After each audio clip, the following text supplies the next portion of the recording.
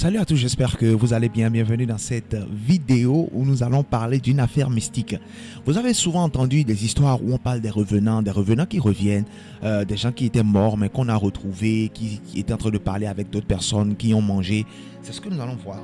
Alors, cet abonné a vécu cette histoire terrible où il a rencontré un revenant, il ne savait pas que c'était un revenant, il a même mangé avec le revenant, il a donné de l'argent au revenant et c'est ce que nous allons découvrir. C'est des choses qui se passent et nous allons comprendre comment est-ce que ça se passe, pourquoi ça se passe et qu'est-ce qu'il faut faire lorsque vous expérimentez ce genre de choses. Donc, si vous n'êtes pas encore abonné à la chaîne, abonnez-vous et activez la cloche de notification pour être informé chaque fois que nous publions une nouvelle vidéo. Donc, sans plus tarder, commençons, écoutons, d'accord, cette histoire et nous allons revenir tout à l'heure pour en parler. Voilà ce que j'ai vécu. Pour commencer, comme la majorité de mes frères gabonais, je suis un peu dans les mouvements de bar et de maquis. Surtout après ma sortie du boulot à 15 h. Il y a quelques jours, je suis sorti du boulot, et comme d'habitude à 15 h je me suis dirigé vers mon bar habituel avant de rentrer à la maison. Je suis arrivé dans le bar, j'ai pris place, la gérante m'a servi. J'étais à ma première bouteille de bière, quand une jeune femme, toute belle, vêtue d'une tenue en pagne s'est invitée à ma place. Je rappelle que le bar est situé en plein centre-ville. Je regarde la jeune femme et elle me dit « Bonsoir monsieur », j'ai répondu « Bonsoir ». Elle m'a demandé si elle pouvait s'asseoir et m'accompagner, elle était debout. J'ai répondu que oui, il n'y a pas de souci. Elle et moi nous avions fait connaissance, moi je n'ai pas d'enfant, pas de femme dans ma vie. Elle m'a dit qu'elle s'appelle Leila, elle m'a donné son nom de famille, puis les noms de ses 3 enfants.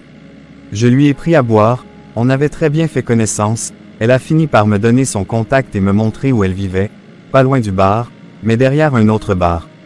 On a terminé là sans être ivre, elle était très sympa, j'ai voulu la remorquer comme on dit. Elle a refusé prétextant que ses enfants l'attendaient à la maison, elle devait s'en occuper. Je n'ai pas boudé, mais pour moi ça me suffisait. Elle m'a promis que l'on serait vrai. Elle est partie, je la voyais partir au loin.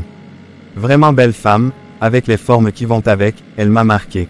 J'ai demandé à la gérante si elle connaissait la femme, elle m'a répondu que non, je n'ai pas duré là, je suis rentré. Mais dans ma tête, je ne pensais qu'à cette femme, Leila. Je n'avais hâte que d'une seule chose, la revoir. Quand elle m'a donné son numéro, devant elle j'appelais, CA sonnait, j'avais même décroché.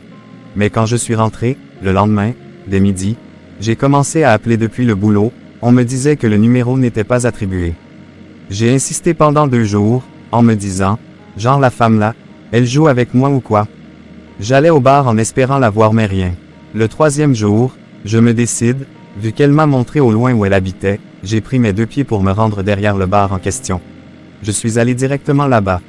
Arrivé là-bas, je tombe devant une grande maison, terrain familial avec une grande cour et les enfants jouaient dans la cour. J'ai commencé à me renseigner et décrire la femme et donner son prénom. Les gens me regardaient bizarrement mais ils ne me répondaient pas. C'est là où, une maman âgée s'est démarquée au loin, me demandant si je cherche quelqu'un. J'ai répondu de loin que oui. Elle est venue, et m'a demandé qui.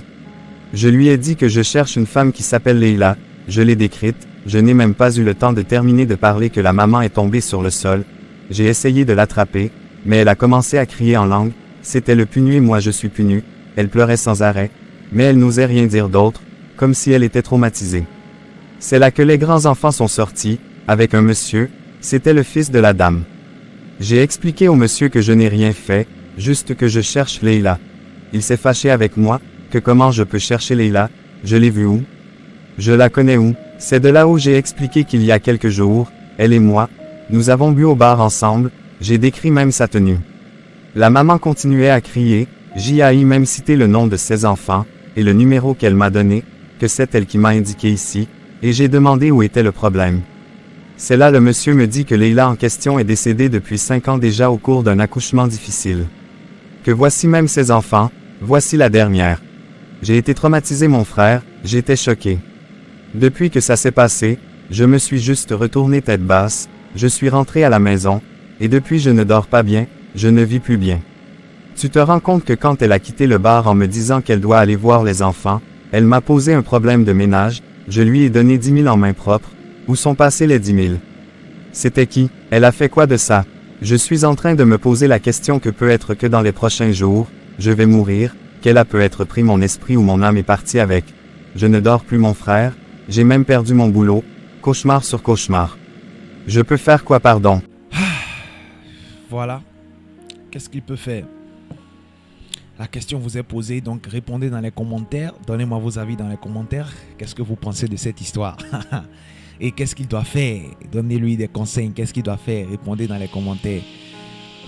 Vraiment, cette histoire rocambolesque est terrible. Cette histoire est vraiment terrible. Vous savez, il y a beaucoup de ce genre de choses qui se passent actuellement et on entend beaucoup ça en histoire. Regardez dans son cas, la femme est décédée depuis 5 ans.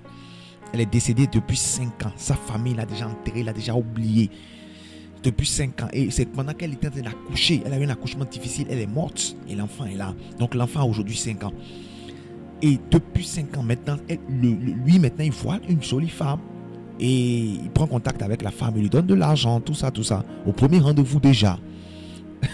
C'est pourquoi il faut faire attention. Lorsque vous êtes des hommes, toutes les femmes ne sont pas des femmes naturelles. Lorsque vous êtes des femmes, tous les hommes ne sont pas des hommes naturels.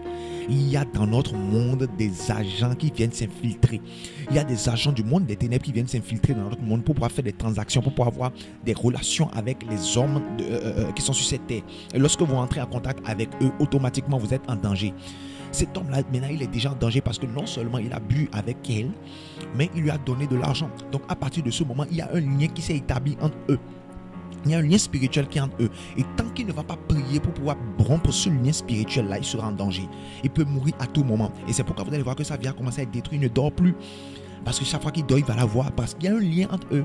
L'argent est devenu un lien entre eux. Et c'est pourquoi il est très important pour toi qui es en train de me suivre de recevoir Jésus-Christ de Nazareth dans ta vie. Si tu ne reçois pas Jésus-Christ de Nazareth dans ta vie, tu es en danger. Toi qui es en train de me suivre, écoute-moi très bien, tu dois recevoir Jésus dans ta vie. Si tu ne reçois pas Jésus dans ta vie, tu es en danger. Et c'est la seule manière de pouvoir t'en sortir de cette situation-là.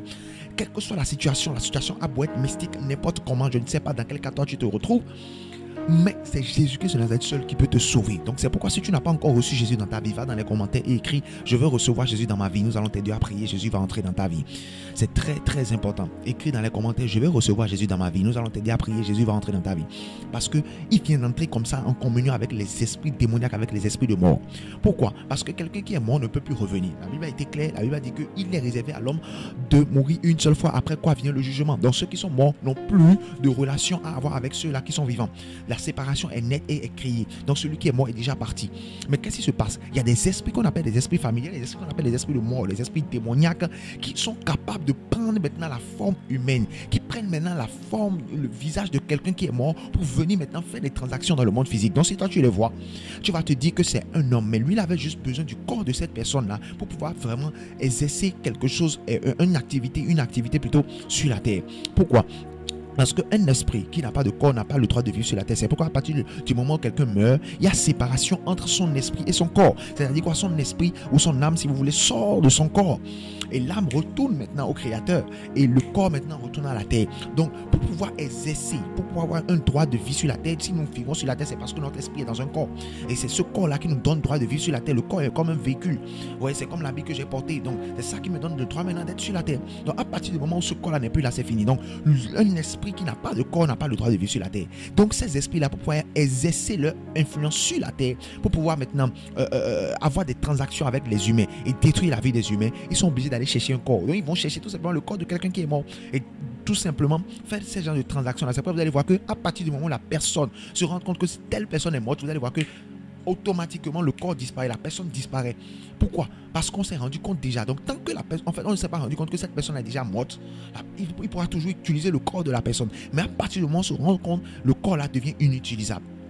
Le corps là devient inutilisable. C'est pourquoi vous allez voir certaines personnes qui disent mais la personne est en coma, mais on dit qu'on l'a vu ici. La personne est morte de l'autre côté, mais il vient de mourir fraîchement. Mais on a dit on l'a vu ici, il en a parlé, tout ça. Pourquoi? Parce que son corps, la personne est déjà morte, mais son corps est en train d'être utilisé par un autre esprit. Donc ce n'est pas la maman qui est partie, ce n'est pas l'oncle qui est parti, c'est un esprit qui a pris son corps pour faire du mal. Ces esprits-là sont des esprits dangereux qui font du mal. Ils ne sont pas là pour rigoler, pour s'amuser. Même s'ils viennent là pour dire que ouais, je suis venu protéger mes enfants, je suis venu parler à mes enfants. En réalité, c'est pour camoufler ce qu'ils sont venus faire. Et c'est pourquoi il faut beaucoup prier. Et si vous n'avez pas reçu Jésus dans votre vie, écrivez je veux recevoir Jésus-Christ de Nazareth dans ma vie. Nous allons vous aider à prier. Jésus va entrer dans votre vie et vous serez libérés de ces esprits-là.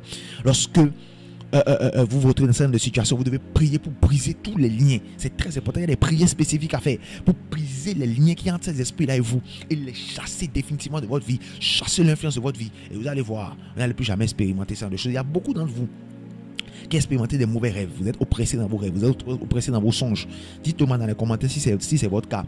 Et également, il y a un numéro dans les commentaires que je vais mettre dans les commentaires. Si vous avez ce genre d'histoire-là, partagez cela avec nous sur ce numéro-là. Envoyez-moi votre histoire sur ce numéro. Si vous avez entendu parler de ce genre d'histoire, envoyez-le-moi sur ce numéro-là et nous allons partager cela avec les abonnés. Cela fera du bien à beaucoup de personnes. Et ce que nous faisons, c'est pour pouvoir bénir les vies, aider les gens à s'en sortir et à éviter un certain nombre de choses.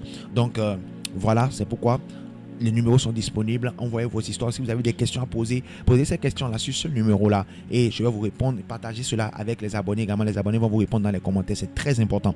Si vous n'êtes pas encore abonné, abonnez-vous et activez la cloche de notification pour être informé chaque fois que nous publions une nouvelle vidéo. Et surtout, likez la vidéo, partagez le lien de la vidéo autour de vous. Et dites dans les commentaires, les esprits de mort sont dangereux. Les esprits de mort sont dangereux, mais Jésus est plus fort. Les esprits de mort sont dangereux, mais Jésus est plus fort. Les esprits de mort sont dangereux, mais Jésus est plus fort. Écrivez-le dans les commentaires et je saurai que vous avez suivi la vidéo jusqu'à la fin. Soyez bénis, que la grâce et la paix de Dieu demeurent avec vous. Il y a encore une autre histoire mystique qui vous attend prochainement. Donc restez connectés. Shalom, shalom. N'oubliez surtout pas de vous abonner à la chaîne. Pour pouvoir vous abonner à la chaîne, ce n'est pas du tout compliqué. Il suffit de cliquer sur s'abonner qui est devant le nom de la chaîne, The Word of Our Living God, et ensuite de cliquer sur la cloche de notification. Et lorsque vous cliquez sur la cloche, vous cliquez ensuite sur toutes. Là où il y a toutes, vous cliquez là-dessus et là, vous venez de vous abonner à la chaîne et d'activer la cloche de notification. Comme ça, dès que nous allons poster une nouvelle vidéo, vous serez les premiers informés. Merci beaucoup à vous et que Dieu vous bénisse.